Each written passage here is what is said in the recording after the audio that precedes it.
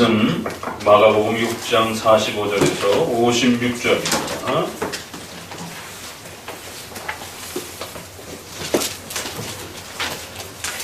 마가복음 6장 45절부터 제가 공독하도록 합니다.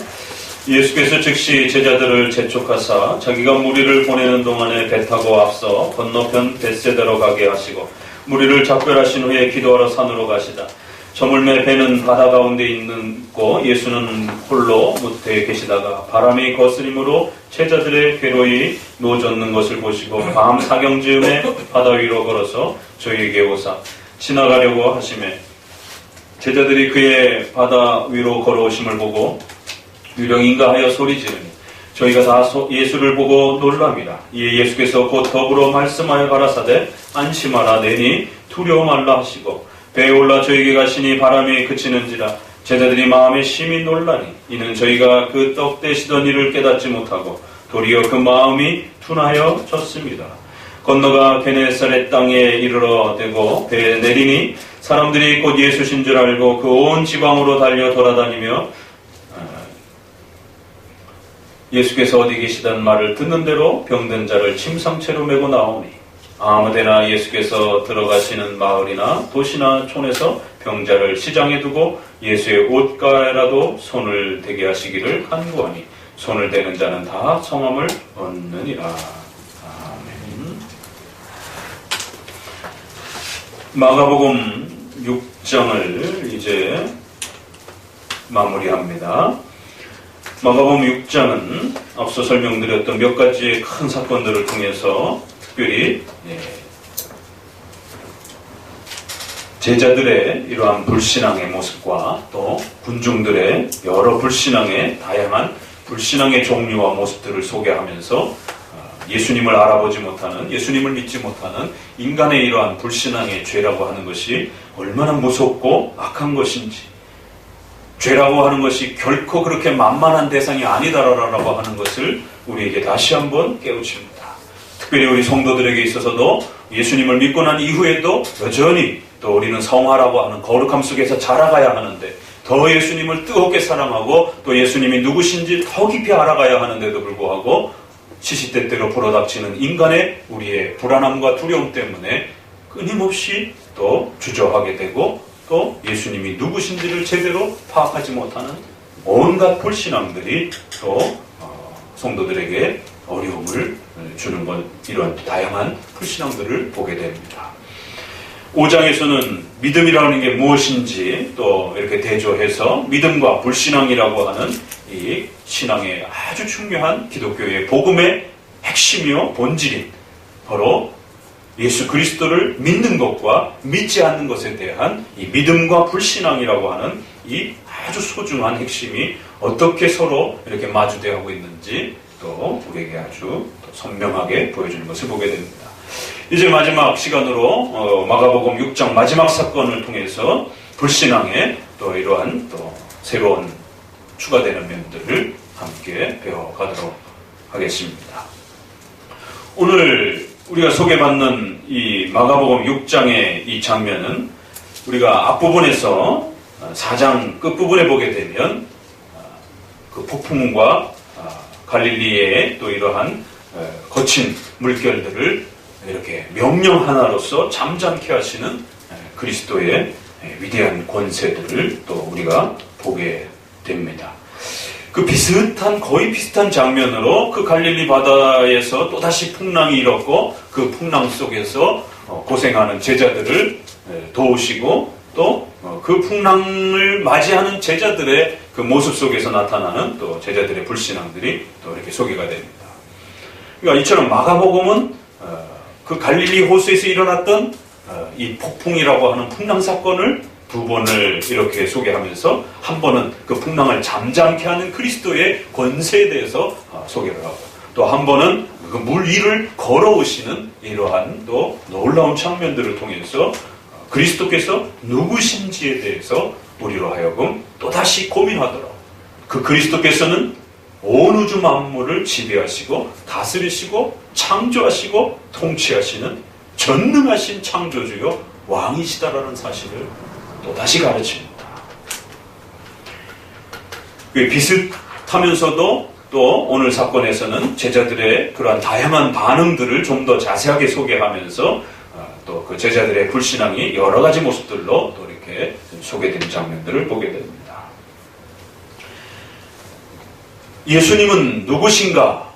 예수님은 어떤 일을 하시는가와 관련해서 마가복음은 1장부터 지금까지 다양한 사건들을 통해서 우리에게 묻습니다.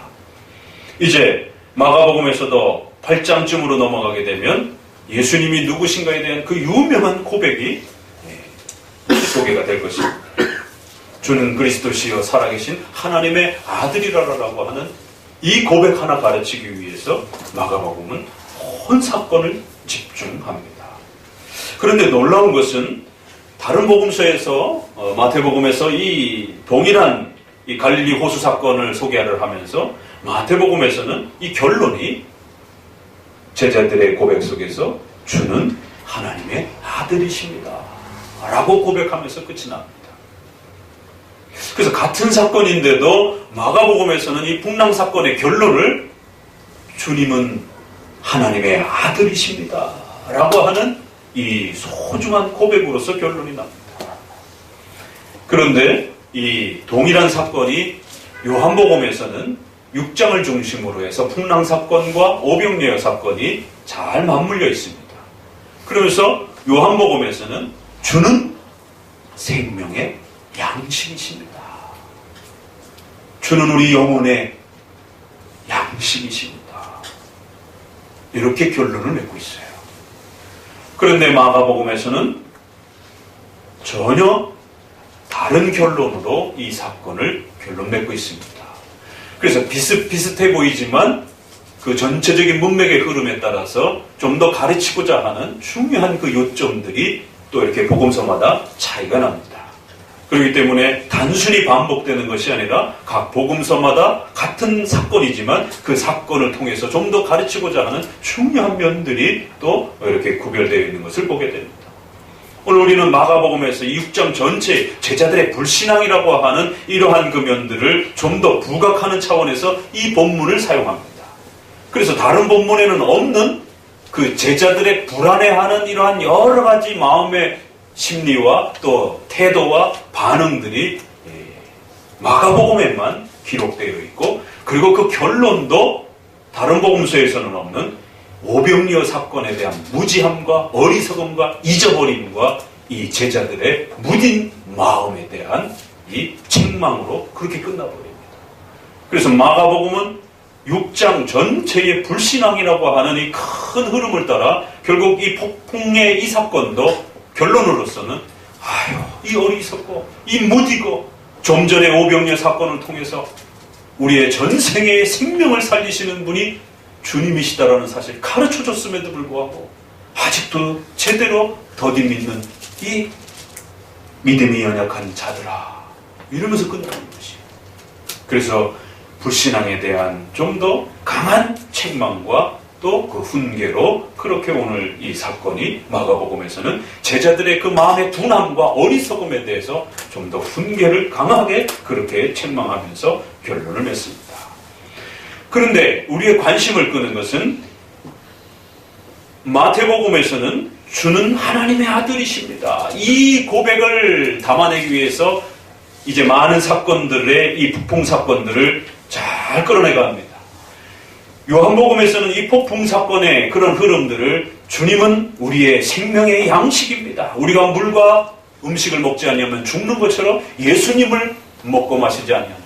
예수님을 믿지 않는다라면 우리 영혼은 영원히 지옥에서 죽을 수밖에 없습니다라고 하는 생명의 양식이다라고 하는 사실을 또 집중해서 끌어갑니다. 그런데 오늘 이 마가복음의 본문에서는 그 제자들의 불신앙을 강조하고 제자들의 불신앙을 책망하면서 오히려 더욱 중요한 메시지가 이 두 메시지에서 좀 더 부각되지 않는 이 마가복음에서만 더욱 부각시키고 싶어 했던 그 중심 핵심 표현이 이제 제자들의 불신앙을 통해서 우리에게 훨씬 더 선명하게 드러납니다. 왜 제자들은 이렇게 예수님을 믿지 못하고 왜 제자들은 그 신앙에서 더욱 성숙하게 자라가지 못하는가? 왜 이렇게 불안한 믿음 속에 얽매여 있는가? 결국 그것은 바다 위를 걸어오셔서 그들에게 던진 말, 안심하라, 두려워하지 말라, 나다. 이 메시지가 마가복음에서는 더욱 조명을 받고 더욱 빛을 발하고 있습니다. 결국 제자들이 왜 이토록 불안해하고 왜 이토록 염려하고 왜 이토록 걱정하고 아파했는가에 대한 궁극적 원인은 예수님이 누구신지를 잘 모르는 것입니다. 그 예수님이 어떤 일을 하시는지를 잘 모르는 것입니다. 믿음이 연약한 제자들을 향하여 찾아오셔서 예수님이 얘들아 나다 이렇게 말씀하십니다.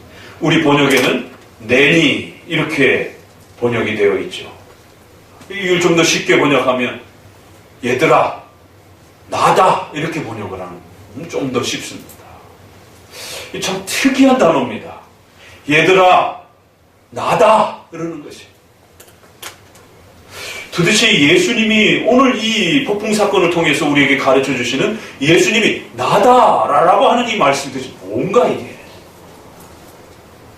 그 두려움에 빠져 있는 성도들을 향하여, 믿음이 연약한 성도들을 향하여, 그의 삶 속에서 또 여러 가지의 생활의 고통 속에서 괴로워하는 성도들을 찾아오셔서 예수님이 나다라고 말씀하시는 거죠. 우리는 마가복음을 통해서 예수님이 누구신지를 계속해서 묻고 있고 배워가고 있습니다. 그럴 때 오늘 이 폭풍 사건을 통해서 이제 좀 후에 8장에 들어가서는 주는 그리스도시요 하나님의 아들이시다라고 하는 이 복음서에서 가장 소중한 이 고백이 이제 쏟아질 것입니다. 그런데 그 전에 앞서서 한 번 더 이 소중한 가르침을 다른 방식으로 소개합니다. 얘들아 나다. 오늘 본문을 통해서 우리가 함께 왜 예수님이 제자들에게 찾아와서 나다라고 말씀하시는지, 오늘 우리의 성도들에게 찾아와서 예수님이 성도들이여 나다라고 말씀하실 때에 우리는 또 어떻게 반응할 것인가.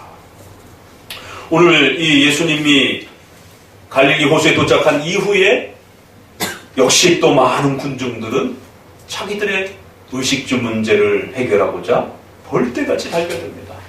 요한복음에 이 오병이의 사건이 일어나자마자 예수님께서 죄의 문제를 가르치고 죄의 문제에 대해서 깨달아야 된다라고 지적하고 믿음에 대해서 가르치기 시작하니까 지루하고 따분해서 다 도망가 버립니다. 결국 자기들의 먹고 마시는, 자기들의 필요를 채우는 그러한 신으로 예수님을 그렇게 찾아왔던 것이고, 그러한 필요들을 채워주지 않고 삶의 고통과 아픔과 괴로움과 예기치 못한 그러한 고통 속에 거하게 하고 그 문제를 해결해 주시지 않는 그런 신이라면 굳이 그런 신을 믿을 필요가 없지 않는가. 오히려 이제 이 사건, 오병이어 사건에 의해서 많은 사람들이 도망가고 예수님을 찾지 않습니다. 정작 복음을 가르쳐 주려고 하니까 사람들은 다 도망가고, 복음을 안 가르치고 오히려 병 치료하고 또 먹는 거 해결해 주고 직장 문제 해결해 준다고 하니까 사람들은 또다시 벌떼처럼 몰려드는 것입니다. 오늘 한국교회는, 서구교회는 복음을 그래서 잃어버렸습니다. 먹는 거 해결해 준다라면 교회에 벌떼처럼 모여듭니다. 병 치료해 준다라고 어떤 신유와 기적이 일어나서 이제 못 고치는 그런 병이 어느 교회 갔더니만 치료됐다라고 하면 사람들이 벌떼처럼 모여듭니다. 아무도 그 예수님이 누구신지에 대해서 관심 없어요.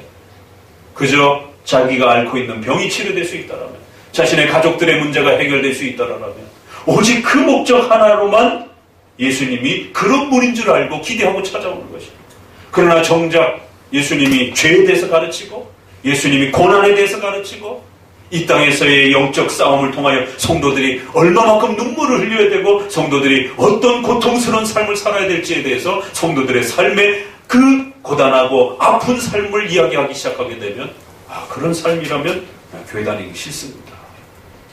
예수님 때문에 고난받아야 되는 삶이라면, 예수님 때문에 고통받아야 된다는 삶이라면, 예수님 때문에 국가와 위정자로부터 핍박을 각오해야 되는 그런 신앙이라면 안 믿겠습니다. 조금 전에도 우르르 몰려왔다가 우르르 도망갔다가 또 이제 예수님이 자신들의 이제 또 특정한 땅에 왔다 그러니까 또 많은 사람들이 또 우르르 몰려옵니다. 그러는 이제 과정 속에 오늘 폭풍 사건을 다시 한번 집중시키면서 그 제자들의 연약한 불신앙들의 이 모습들을 있는 그대로 노출시키면서 예수님께서 도대체 어떤 분이신지, 우리는 도대체 예수님을 어떤 분으로 믿어야 하는 것인지, 병고침 때문에 예수님을 믿는 건지, 아니면 사회적 성공 때문에 예수님을 믿는 것인지, 아니면 다른 목적 때문에 예수님을 믿는 것인지에 대해서 분명하게 방향을 정해야 된다는 것입니다. 그러면서 오늘 예수님은 나다라고 이렇게 말씀하시는 것이죠. 자, 그러면 이제 이 말씀을 함께 구절별로 나눠서 살펴보도록 합니다. 우리가 크게는 한 두세 가지로 좀 나눠서 오늘 본문의 흐름을 살펴볼 필요가 있습니다. 자, 첫 번째는 예수님이 제자들을 배로 태워서 보냅니다. 그리고는 예수님은 따로 산으로 올라가셔서 기도를 하십니다. 그런데 갑자기 풍랑이 일어납니다. 그런데 그 풍랑에 예수님은 전혀 대처하지 않습니다. 그래서 한참을 제자들이 노젓는 걸로 고생을 아주 심하게 고생을 하고 난 이후에 예수님이 물 위로 걸어 오십니다. 거기까지도 우리가 예수님의 도움을 기대하면서 바라볼 수 있어요. 그런데 48절에 보니까 저에게 오사 지나가려고 하시네. 이 다른 복음서에서는 이런 표현이 없습니다. 이 마가복음에서만, 다른 복음서에서는 예수님이 오셔서 배로 이렇게 영접하고 또 들어가시는 장면이 나오는데, 마가복음에서만 예수님이 도와주시러 오셨는데 그냥 지나가려고 하는 것처럼 이렇게 배로 조금 더 이렇게 지나쳐버리시는 그런 아주 미묘한 이 행동의 차이가 나타납니다. 그러자 제자들이 그때서야 예수님을 이제 이렇게 배로 모셔드립니다. 이 첫 번째 과정에서 도대체 지금 뭔 일이 일어나고 있는 것인가? 왜 예수님은 이러한 특정한 사건을 허락하셨고 제자들에게 또 이것을 사용하시는가? 우리가 이것을 하나님의 작정과 섭리 속에서 보게 되면 이 사건은 결코 우연히 일어난 일이 아닙니다. 제자들의 신앙의 교육을 위해서, 제자들의 그 연약한 신앙을 북돋아주기 위해서, 더욱 강하게 또 성장시키기 위해서 예수님께서, 하나님께서 의도적으로 이러한 시간, 공간, 장소, 폭풍 모든 것을 하나님이 그렇게 주도하시고 그 형편들을 만들어 놓으신 것입니다. 예수님은 더욱 기도에 집중하시기 위해서 제자들하고 잠시 떨어져 계십니다. 그리고는 하나님의 뜻 속에서 거대한 폭풍이 일어나도록 그렇게 하나님이 그 폭풍을 만드신 것입니다. 하나님의 허락 없이 폭풍이 일어났겠습니까? 그런데 지금 제자들이 배로 그 호수를 이동하고 있는 것입니다. 그러면 오히려 물결이 일던 호수도 잠잠케 해서 제자들이 더욱 편안하게 이동할 수 있도록 그렇게 도와주셔야 되는 거 아니에요? 상식적으로. 예수님을 믿는 제자들이 이동하고 있으면 훨씬 더 좋은 조건과 자연 환경이 공급되어서 조금 전에는 굶어있는 이러한 그 제자들을 먹이시는 이러한 엄청난 기적을 행하셨던 하나님이신다. 자연 환경을 조절해 주셔서 제자들이 더욱 복음 전도에 힘쓸 수 있도록 환경을 오히려 더 잘 조정해 주셔야 되는 거 아니에요? 그런데 오늘 본문에서는 우리는 아주 특이한 사건과 장면과 예수님의 의도를 보게 됩니다. 일부러 폭풍을 만드십니다. 일부러 그들과 떨어져 있는 시간을 만들어 놓으십니다. 그리고 제자들만 보내버리신 것입니다. 그런데 그 제자들 홀로 있는 시간에 폭풍이 만들어졌고 그 폭풍도 단순한 폭풍이 아니라 배를 움직일 수 없을 정도로 엄청난 힘과 자칫 잘못하면 목숨을 잃을 수 있는 그런 엄청난 폭풍이 일어난 것입니다. 그런데 그 폭풍이 일어나는 그 과정들을 그대로 허락하시고 제자들이 노젓는 것 때문에 고통을 받는 부분에 대해서도 괴로이 노젓는 것을 보시고 여기 우리는 한 번 더 충격을 받습니다. 그 폭풍을 일으키신 분도 예수님이신 것입니다. 그런데 그 폭풍 속에서 제자들이 노로 단 한 걸음도 1미터도 나아가지 못하고 고생하는 그 생명을 담보로 그 폭풍 속에서 배를 보존하기 위해서 애를 쓰는 그 제자들의 수고들을 그대로 보고 계시는 것입니다. 어찌 이럴 수 있는가? 오히려 폭풍을 잠잠케 해주셔야 되고 오히려 제자들을 보호해 주셔야 될 이 상황에서 오히려 제자들을 더 위험에 빠뜨리는 장면이 소개가 되는, 그래서 이상하다는 겁니다. 오병이어 사건은 제자들을 먹여 살리시는 이러한 생명을 보존해 주시는 그러한 사건이 앞서 소개되었고 그 사건과 맞물려서 오늘 이 폭풍 사건은 오히려 제자들의 생명을 앗아가려고 하시는 것처럼 그렇게 보여지는 것입니다. 이 사건이 제자들에게 있어서는 연속적으로 경험되어지면서 굉장히 충격적인 그러한 경험이었던 것이죠. 그런데 놀라운 것은 적어도 그들이 밤 4경쯤에 바다로 이렇게 나오시는 이 장면과 시간을 소개하고 있는 이 장면들 속에서 보게 되면 공간적으로 그 갈릴리 호수 한가운데 정도로 이렇게 벌써 움직여 갔다라고 말합니다. 상당히 멀리 간 것이. 적어도 한 3km, 4km 이상 될 수 있는, 그것도 한밤중에. 그걸 다 보고 계셨다 이렇게 말씀하시는 것이. 우리가 한 단어이지만 보고 계셨다라고 한 단어이지만 그 앞뒤에 문맥에 이 지금 저녁과 또 그 호수라고 하는 폭풍이라고 하는 이러한 그 열악한 이 엄청난 조건 가운데에 보고 계셨다라고 하는 단어이기 때문에 어떻게 보실 수 있는가? 그것도 신기한 것이죠. 그래서 예수님은 누구신가에 대해서 계속 우리에게 묻고 있는 것입니다. 그 폭풍과 그 엄청난 그 비바람을 만드시고 일으키시고 진행하시고 또 그런 비바람이 제자들의 배를 위협할 수 있는 그 상황들을 다 만들어 가시는 분도 하나님이신 것입니다. 그런데 그 엄청난 시야의 이 어두움을 뚫고 그걸 다 지켜보고 계시는 분도 또 예수님이신 것입니다.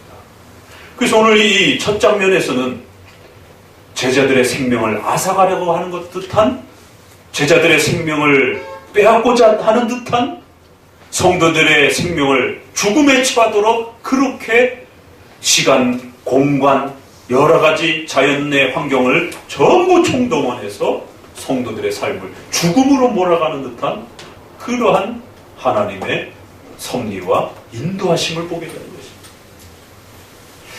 적어도 우리가 생명의 보존과 관련돼서 오병이어 사건들은 우리를 먹이시는 사건이었기 때문에 좀 더 그래도 쉽게 수용할 수 있었을 것입니다. 먹을 걸 줘라. 어디서요? 너네가 줘라. 어떻게 해요? 그건 그래도 좀 안전하잖아요. 조금 굶는 것은 조금 더 굶을 수 있으니까. 그러나 이제 이 장면은 자칫 잘못하면 다 빠져 죽을 수 있는 것입니다.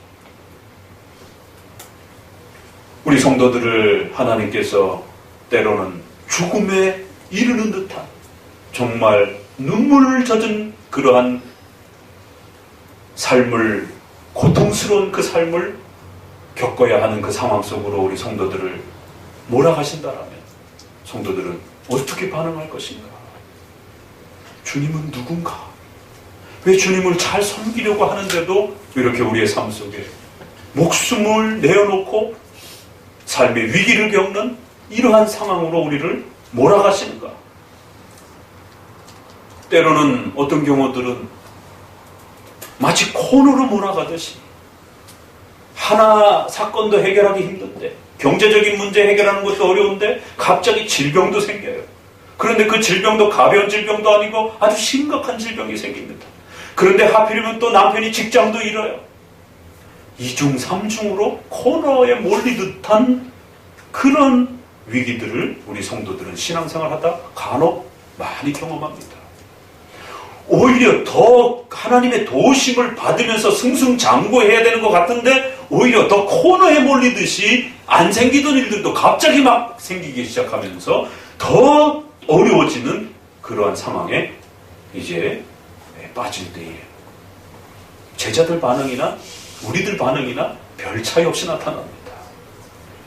그리고는 그 정점에 이제 예수님이 물 위로 걸어오시면서 놀라운 이 기적을 행하실 듯 했지만 도와주시지 않고 그 시간을 지나쳐서 피해 가시는 것처럼, 이건 우리를 더욱 당황케 하는 표현입니다. 즉각적으로 도와줘야 돼도 모자를 판에 예수님은 그걸 다 하시고 보시고 확인하시고 그렇게 찾아오신 것입니다. 그래서 찾아오신 분 도와주실 줄 알고 그렇게 찾아오신 것인 줄 알았는데 오히려 지나쳐 가신 거예요. 왜 그냥 지나쳐 가시는가?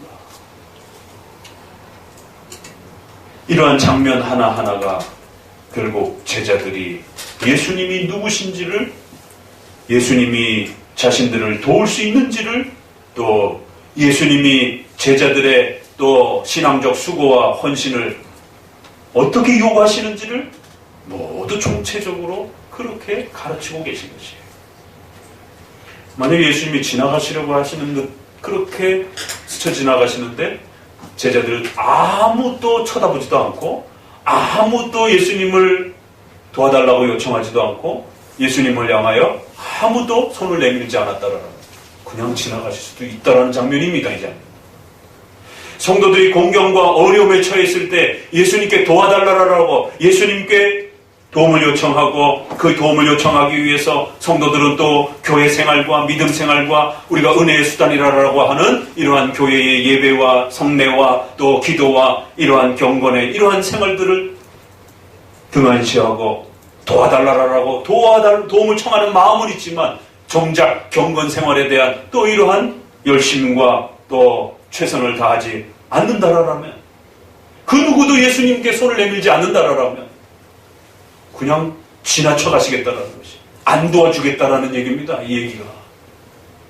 그래서 한편으로는 성도들의 하나님을 향한, 예수님을 향한 간절한 도움의 요청과 그 예수님을 붙잡으라라고, 그 예수님에게 도움을 요청하라라고, 그 예수님께 여러분의 어려움을 맡기라라라고, 예수님께 나와 예배드리고 기도하고 찬송하고 말씀을 듣고 경건 생활을 쏟아내면서 예수님께 도와달라고 예수님을 붙잡듯이 그렇게 또 성도들의 경건 생활을 통하여 예수님의 도움을 요청하는 그러한 손길들을 기대하고 계신 것을 보게 됩니다.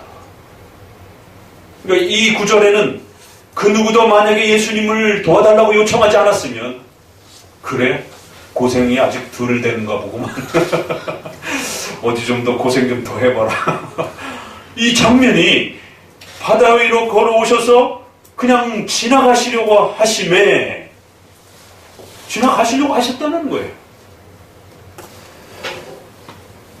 절박한 그 삶 속에서 예수님이 아니고서는 우리의 삶을 해결할 수 없다라고 하는 절박한 그 아픔과 고통 속에서 오직 하나님만이 우리를 도우실 수 있다라고 하는 이 절박한 고백으로 나와 예배드리고 기도하고 찬양하지 않는다라면 그냥 지나가실 수 있다라는 거예요. 아직 살만한가 보구나. 그래, 어디 조금 더 기다려보자. 그러면 더 눈물이 빠질 때까지 어디 좀 한번 기다려보자. 기도 안 하네? 그래, 어디 한번 좀 더 있어보자. 그래, 곡소리 날 때까지 어디 한번 좀 기도할 때까지 좀 기다려보지 뭐. 그러면 그러니까 성도들이 어떨 때는 참 이렇게 쉽게 하나님이 안 도와주실 때가 있어요. 나름대로 좀 기도했는데 안 도와주셔. 그런 경우들이 상당히 있습니다. 그러니까 초신자 때는 오히려 예수님 좀 도와주세요 이러면 기도하지 않은 것도 막 이렇게 도움이 막 이렇게 채워지고 이런 경험들 많이 합니다. 그런데 이제 신앙생활이 어느 정도 탄력이 붙고 좀 교회도 좀 다니고 이러다가 어려움이 빠지고 집안의 질병과 경제적 어려움과 또 이런 것들이 찾아오기 시작하게 되면 나름대로 이제 그래도 기도하면 예수님이 도와준다 이런 건 알고 있다 보니까 교회도 열심히 다니고 또 나태했던 신앙을 좀 바로잡아서 이제 예배도 열심히 참석하고 이렇게 최선을 다하면서 좀 매달립니다. 그런데 이제 많이 매달렸는데도 안 도와주시는지 그런 경우들이 발생돼요. 그럴 때 이제 많이 시험이 됩니다. 오늘 이 본문의 첫 장면 속에서 우리는 이렇게 폭풍을 일으키시고 코너로 몰아넣으시고 그래서 오히려 제자들의 생명을 빼앗듯이 엄청난 그런 폭풍과 비바람과 같은 그런 고통이 제자들에게 찾아오고 또 성도들에게 찾아오게 만드시는 이런 거대한 시험과 위기의 때를 만나게 됩니다. 이러한 자연재해 전체를 동원해서 시간과 공간 전체를 동원하여 제자들을 죽음으로 몰아가시는 성도들을 죽음의 코너로 몰아가시는 듯한 그러면서도 또 도와주시지 않는 듯한 지나가시면서 아무런 관심도 없으면서 그냥 스쳐 지나가려고 합니다. 누구세요? 그런데 그냥 쑥 지나간다고 생각해보세요. 얼마나 황당한가. 누군가 도와주려고 하는가 이렇게 봤는데 무리를 걸어오는 것도 신기한데 그냥 이렇게 쑥 지나가요. 그럼 제자들 가만히 이렇게 쳐다보고 있다라면 이 장면이 아주 참 그 묘한 어떤 그 그림이 만들어지는 상황입니다. 첫 번째 장면에서는 우리가 그 부분을 보셔야 돼요. 왜 예수님께서 제자들을 이러한 코너와 이러한 절박한 상황 가운데로 두셨는가?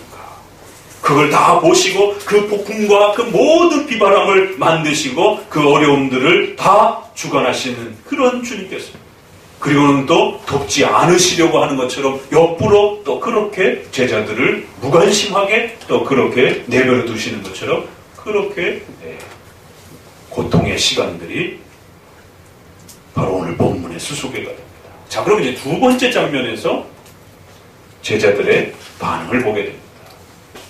자, 49절, 50절을 같이 읽어보도록 합니다. 49절, 50절입니다. 친구들이 그 바다 위로 걸어오심을 보고 유령인가 하여 소리지르니 저희가 다 예수를 보고 놀랍니다.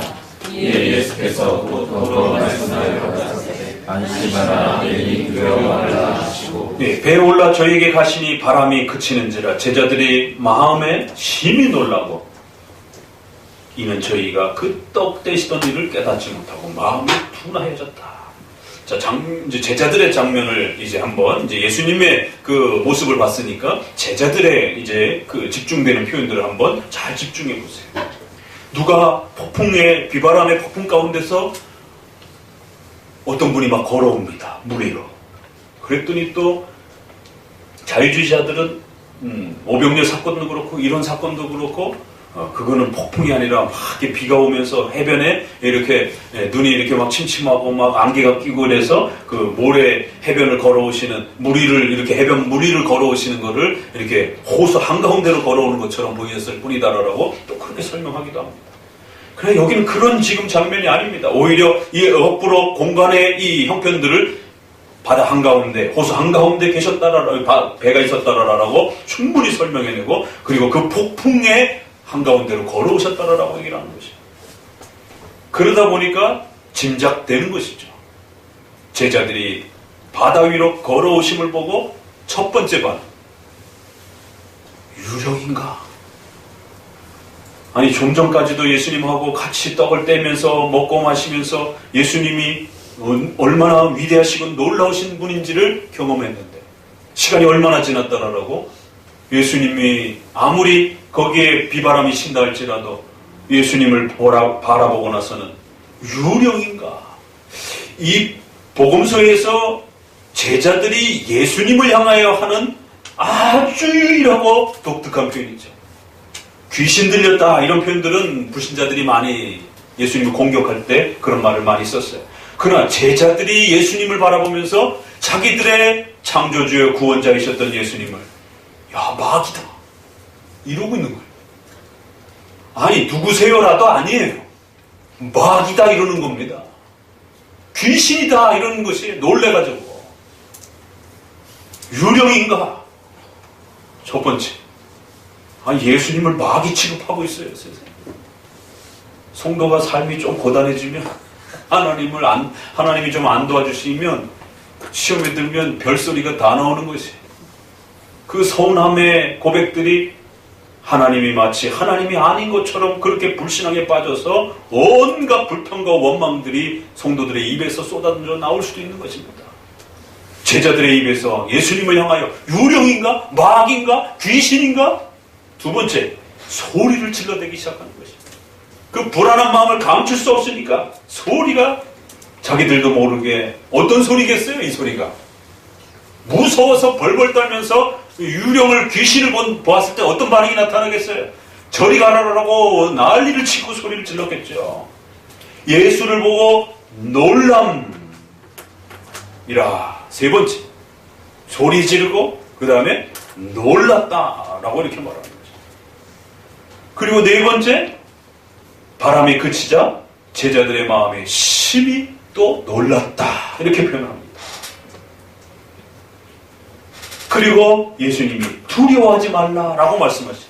그리고 결론이 그들의 마음이 둔하여졌다라고 말하는 거예요. 벌써 한 5-6번 정도 제자들의 마음의 상태와 그들의 행동의 패턴들을 이렇게 소개하면서 제자들이 지금 얼마나 불안해하고 그 예수님을 오히려 자기들을 도와주기 위해서 찾아오신 예수님을 귀신 취급하고 소리 지르고 있고 그 예수님을 향하여 놀래가지고 거부하는 듯한 그런 많은 반응들이, 그래서 그들의 마음에 심히 놀랐다라고, 마음이 아주 둔해졌다라고 이렇게 마가복음은 그 제자들의 마음의 상태를 좀 더 상세하게 그렇게 표현합니다.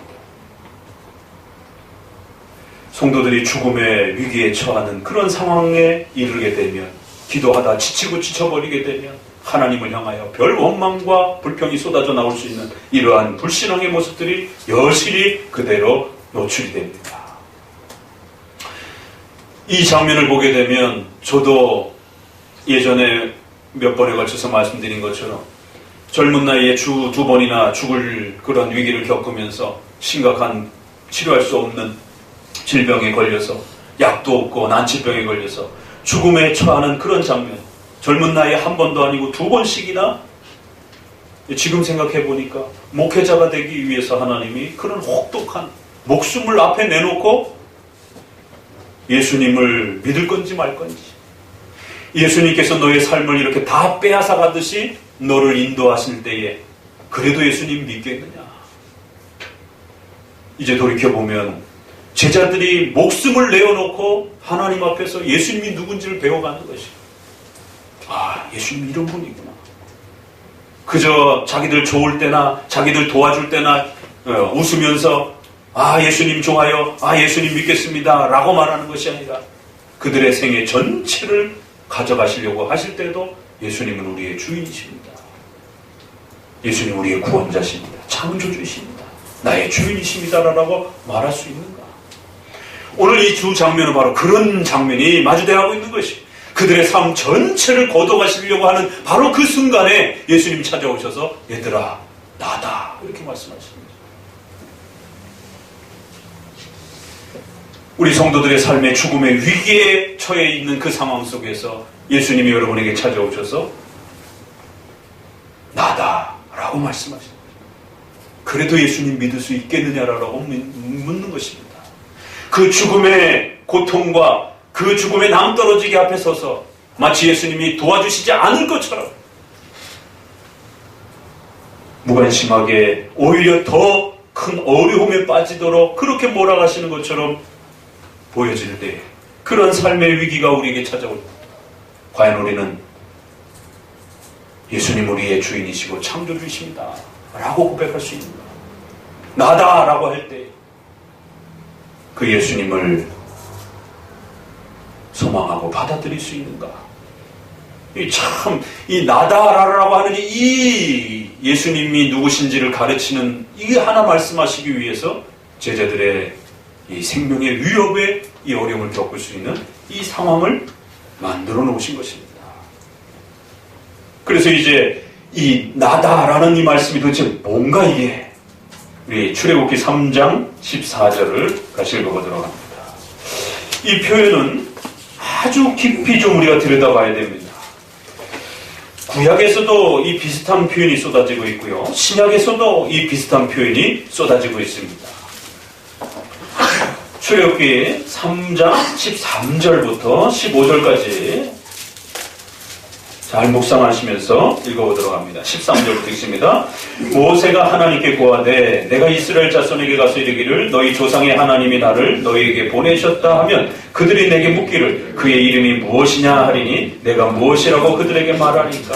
하나님이 모세에게 이르시되 나는 스스로 있는 자니라. 또 이르시되 너는 이스라엘 자손에게 이같이 이르기를 스스로 있는 자가 나를 너희에게 보내셨다 하라. 하나님이 또 모세에게 이르시되 너는 이스라엘 자손에게 이같이 이르기를 나를 너희에게 보내신 이는 너희 조상의 하나님 곧 아브라함의 하나님 이삭의 하나님 야곱의 하나님 여호와라 하라. 이는 나의 영원한 이름이요 대대로 기억할 나의 표라. 여기에 그 유명한 나는 스스로 있는 자다. 우리 번역에서는 스스로라고 하는 부분을 좀 추가를 해버렸어요. 그래서 이 번역도 좋은 번역입니다. 그러나 원래대로 그냥 이렇게 줄여서 표현하면 나는 나다 이런 뜻이에요. 그래서 스스로라고 하는 부분을 하나 더 집어넣어서 나는 스스로 있는 자다. 더 줄이면 나는 있는 자다. 좀 말이 어색하니까 그냥 쉽게 번역하면 나는 나다 이런 뜻이에요. 나다 이런 뜻이에요. 오늘 마가복음에서 보는 바로 예수님이 제자들에게 찾아와서 죽음의 그 고통과 위협 앞에 있는 성도들에게 찾아오셔서 예수님이 나다를 말씀하시는 것이에요. 오히려 외적 환경과 어려움을 해결해 주는 게 마치 더 중요한 것처럼 보였지만 예수님은 그게 더 중요한 게 아니었어요. 예수님이 누구신지를 제자들이 이해하기를 원하셨습니다. 이 죽음의 위기 앞에 놓여지지 않는다라면 이 불신앙으로 가득 찬, 이 죄악으로 가득 찬 우리 인간들은 의식주 문제에만 몰입해서 오직 신을, 예수님을 그런 분으로만 이해하려고 하는 겁니다. 우리를 도와주는 예수님으로만 자꾸 보려고 하는 거예요. 만약 안 도와주면 어떡할 거예요?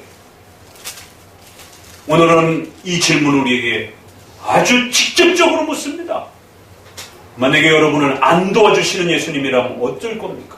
안 믿을 겁니까? 그러면 그때는? 죽음의 위협 앞에 처해 있는 제자들을 향하여 찾아오셔서 나다라고만 말씀하시는 것이. 아니 지금 그런 거를 지금 이야기해 줄 때가 아니고요. 이 폭풍을 좀 어떻게 해결해 줘야 될 거 아닙니까? 이 지금 다 죽게 생겼는데.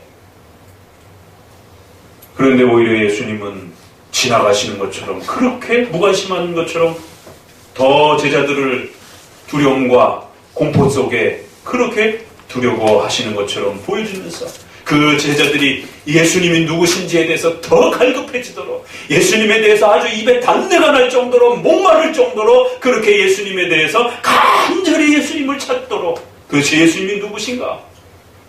예수님에 대해서 온 갈증이 생기도록 그 시간과 공간을 더 몰아가십니다. 그리고는 그 제자들에게 오셔서 나다. 두려워하지 마라. 안심해라. 두려워하지 마라. 공포에 떨지 말아라. 나다라고 말씀하십니다. 출애굽이라고 하는 이 거대한 역사 앞에 섰던 백성들이 아무도 예수님을 하나님을 신뢰하지 않습니다. 그러자 모세가 어떻게 하나님을 알려줄 수 있습니까? 스스로 있는 자가 너희의 하나님이시다 라고 얘기해 주라는 거예요. 아브라함의 하나님, 야곱의 하나님, 이삭의 하나님이라고 하는 바로 너희의 조상의 언약의 하나님이라고 하는 바로 하나님 여호와가 너희와 함께 계시다. 두려워하지 말라. 나다 라고 말씀하시는 것이죠. 그래서 이 말씀이 요한복음으로 넘어오게 되면 우리가 바로 그 오병이어 사건에서 보았던 나는 생명의 떡이다 라고 말씀하신 것이 거기에 이제 요한복음의 그 유명한 7번의 나다 시리즈가 나옵니다. 나는 생명의 떡이다. 나는 빛이다. 나는 문이다. 예수님이 누구신지를 가르치는 나는 뭐다라고 말씀하시는 나다라고 하는 시리즈가 요한복음의 아주 중요한 예수님이 누구신지를 가르치는 7 메시지가 이제 시작되는 첫 메시지가 나는 생명의 떡이다 라고 시작하는 것입니다. 바로 이 폭풍 사건과 오병이어 사건이처럼 예수님이 누구신지를 우리의 생애 전체를 목숨을 내어놓고 예수님이 누구신지 배우는 시간을 허락해 주신 것입니다. 구약의 백성들도 스스로 계신 하나님 나다라고 말씀하신 거죠. 그리고 신약에서도 생명의 떡이시다라고 말씀하시면서 나다라고 말씀하시는 것입니다. 그 나가 누굽니까? 전능하신 하나님이신 것입니다.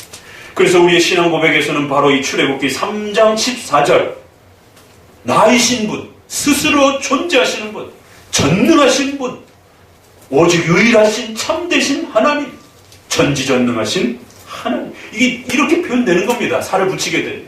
그냥 나다 이렇게 말씀하시는 거예요. 나만이 유일한 참된 신이다 라고 말씀하시는 것입니다. 이 3장 14절을 실로를 대표하는 아주 중요한 구절로 소요리 문답이나 웨스민스터라든가 여러 신앙 고백서들이 이 3장 14절을 성경 구절로 끌어옵니다. 나다라고 말씀하시는 것입니다. 그래서 오늘 우리 주보에 있는 부분을 이제 읽어가면서 한번 마무리해 보도록 하겠습니다. 웨스민스터 신앙 고백의 2장 실론에 있는 부분을 같이 읽어봅니다. 오직 한 분이시며 살아계시고 참되신 하나님이 계신다. 그분은 존재와 완전하면서 무한하며 지극히 순수한 영이고 보이지 않고 몸이나 지체나 정욕도 없고 불변하고 광대하고 영원하고 완전히 이해될 수 없고 전능하고 지극히 지혜롭고 지극히 거룩하고 지극히 자유하고 지극히 절대적이며 이 부분에 3장 14절이 16번 성경 구절로 따라옵니다. 또 계속 있습니다. 자기 자신의 영광을 위해 그 자신의 불변하고 지극히 의로우신 뜻의 결정대로 모든 일을 행하신다. 바로 나다라는 뜻은 바로 이 하나님의 전지전능하시고 유일하시고 참되신 만왕의 왕이신 창조주여 구원자이신 예수님, 이런 뜻이에요. 프랑스 신앙고백서 8절을 같이 읽어봅니다. 하나님은 만물을 창조하셨을 뿐만 아니라 그것들을 주관하시며 지도하시며 그의 주권 의지로서 세상에서 생기는 모든 일들을 처리하시며 정비하심을 우리는 믿는다. 그러나 그가 악을 지으신 분이라든지 혹은 죄책이 그에게 전가되는 것을 믿지 않으니 그의 뜻은 모든 정의와 공의 위에 최상의 절대 무오한 척도가 되기 때문이다. 그러나 그는 악마들과 죄인들이 범하며 죄책을 져야 할 악을 선으로 변하게 하실 수 있도록 모든 것을 주관하심을 믿으면서 우리는 우리에게 숨겨진 비밀들 앞에 겸손히 머리를 숙이며 우리의 이해가 미치지 않는 것에 대해서는 질문을 일삼지 않고 다만 우리의 평화와 안전을 위하여 성경에서 우리에게 계시된 것을 이용할 뿐이다. 왜냐하면 하나님은 모든 것이 자기에게 복종하게 하셔서 성부로서의 관심을 가지고 우리를 지켜보시어 자기의 뜻을 어기면 우리의 머리털 하나도 떨어지지 않게 하시기 때문이다. 그러나 그는 악마들과 우리의 모든 원수들을 제압하셔서 자기의 허락 없이 그들이 우리를 해칠 수 없게 하신다. 바로 나다라고 하는 이 고백 속에서는 이처럼 예수님이 창조주요 온 우주 만물을 지배하시는, 그래서 그 폭풍을 잠잠케 하시면서 그분의 말 한마디로 폭풍이 일어나고 그분의 말 한마디로 폭풍이 잠잠케 되어지고, 그리고 모든 우주 만물도 과학의 모든 그런 법칙조차도 그 어떤 물건도 다 물속으로 가라앉아야 되는데도 그 모든 과학의 질서와 법칙도 뛰어넘으셔서 오히려 그 무리를 걸어오시면서 그 온 우주 만물을 자신의 뜻과 원함으로 얼마든지 다스리시며 통치하실 수 있는 그러한 전지전능하신 유일하신 참된 하나님이십니다. 적어도 우리가 믿는 예수님은 그런 분이라는 것입니다. 그래서 그러한 분이 우리를 도우실 수도 있고 우리를 가져가실 수도 있는 것이에요. 우리의 생명을 거둬가실 수도 있고 주실 수도 있고 유지하실 수도 있는 것입니다. 제자들은 이 폭풍의 이 장면들을 통해서 예수님이 누구신가, 자기들이 가까이 그렇게 함께 동고동락하고 먹고 마시며 그렇게 지냈던 예수님은 만왕의 왕이시요 온 우주 만물의 창조주시요 전능하신 절대 주권을 가지신 하나님이라는 사실을 나다라는 말씀 하나로 가르치는 것입니다.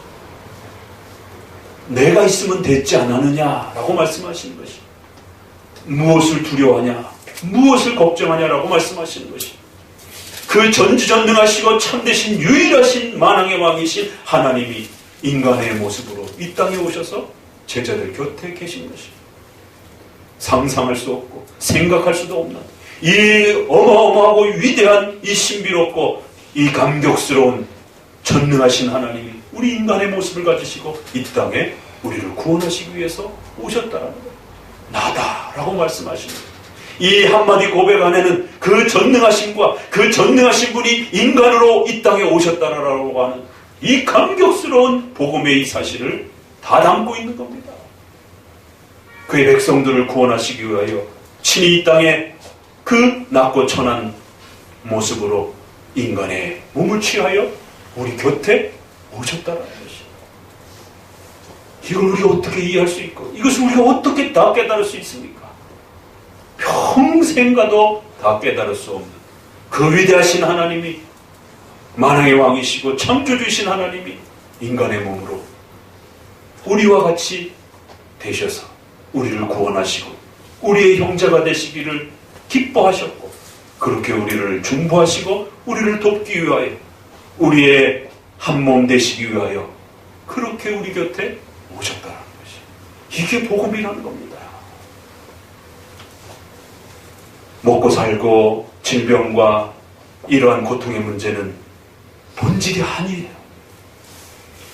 목숨을 내어놓고 이 위대하신 하나님이 인간이 되셔서 이 땅에 오시고 그 처참한 십자가의 죽음을 죽으시고 우리를 구원하신 이 영광스러운 이 비밀을 깨달을 수만 있다면 우리의 목숨 얼마든지 내어놓고 배워야 하는 겁니다.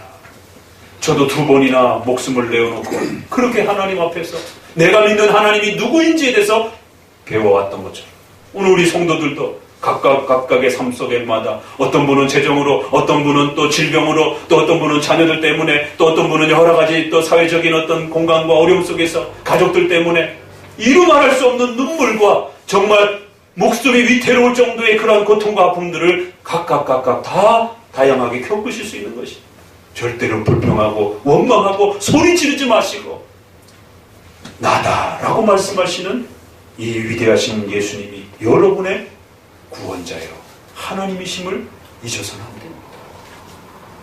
그래서 그 예수님을 붙잡도록 또 기다리시면서 예수님의 도움을 요청할 때까지, 또 그렇게 모른 척 지나가실 것처럼 그렇게 제자들이 게을러지지 않도록 예수님을 봤으면 붙잡아야 될 거 아니겠어요? 예수님이 우리를 도와줄 수 있다라고 배웠으면 열심히 기도하시고 나태함과 게으름과 싸워가면서 열심히 또 예배 생활하시고 경건 생활하면서 매달려서 우리가 믿는 그 하나님께 도와달라고 요청하면 되는 것이에요. 두려워하지 마십시오. 안심하십시오. 만왕의 왕이신 예수님이 바로 여러분의 주인이시고 바로 우리의 구원자이신 것입니다. 기도합니다. 하나님 감사합니다.